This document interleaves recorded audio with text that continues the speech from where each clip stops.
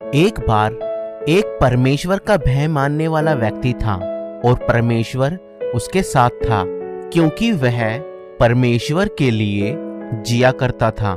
एक बार वह व्यक्ति एक मार्ग से गुजर रहा था तो उसने देखा कि लोग सच्चे परमेश्वर को छोड़कर उसी की बनाई गई सृष्टि पेड़ की आराधना उपासना कर रहे हैं, और वह व्यक्ति यह देखकर क्रोध से भर गया कि ये लोग सच्चे परमेश्वर को छोड़कर उसी की बनाई गई सृष्टि की आराधना उपासना कर रहे हैं, जबकि सृष्टि नहीं परंतु केवल परमेश्वर ही आराधना और उपासना के योग्य है।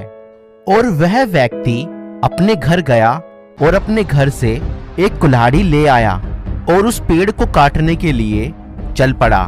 तभी शैतान बीच में आकर उसे रोकने की कोशिश करता है, मगर शैतान उस व्यक्ति पर प्रबल नहीं हो पा रहा था, क्योंकि उस व्यक्ति के इरादे नेक और सच्चे थे और परमेश्वर उसके साथ था। मगर शैतान के इरादे नेक और सच्चे नहीं थे और वह लोगों को सच्चे परमेश्वर से गुमराह करना चाहता था कि लोग अंधविश्वास में जीते रहें और सच्चे परमेश्वर को ना जान पाएं। और शैतान ने उस व्यक्ति से कहा, अरे तुम्हें यह पेड़ काटने से क्या फायदा होगा?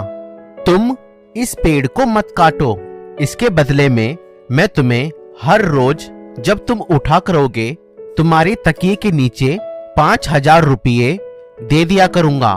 और वह व्यक्ति शैतान की यह बात मानकर वापस अपने घर चला जाता है।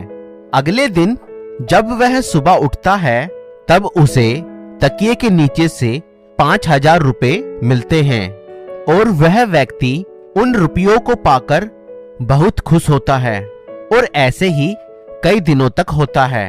उसे हर रोज अपने तकिए के नीचे से 5,000 रुपये मिल जाते थे, मगर कुछ दिन बाद अचानक से उसे पैसे मिलने बंद हो जाते हैं।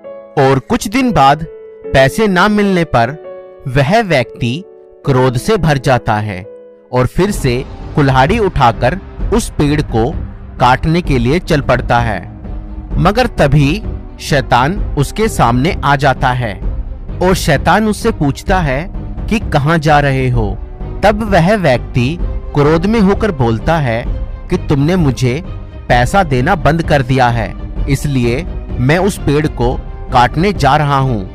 और शैतान उस व्यक्ति से लड़कर उसे पराजित कर देता है और उसे नीचे गिरा देता है। अब यह व्यक्ति शैतान से कहने लगा कि तुमने मुझे कैसे हरा दिया? तुमने मुझे कैसे पराजित कर दिया? मैं तो खुदा का बंदा हूँ।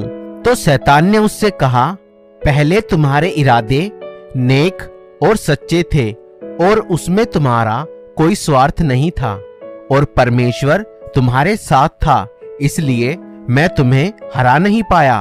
तुम अब पेड़ को इसलिए काटना चाहते हो क्योंकि अब तुम्हें उस पेड़ को ना काटने के लिए पैसे नहीं मिल रहे हैं।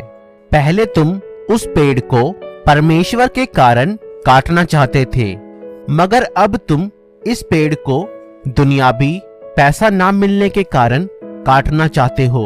और इस इरादे में परमेश्वर तुम्हारे साथ नहीं है, क्योंकि तुम्हारे इरादे नेक और सच्चे नहीं हैं, और इसीलिए मैंने तुम्हें आसानी से हरा दिया। और वह व्यक्ति हारकर वहां से चला जाता है और उसे अपनी गलती का एहसास होता है।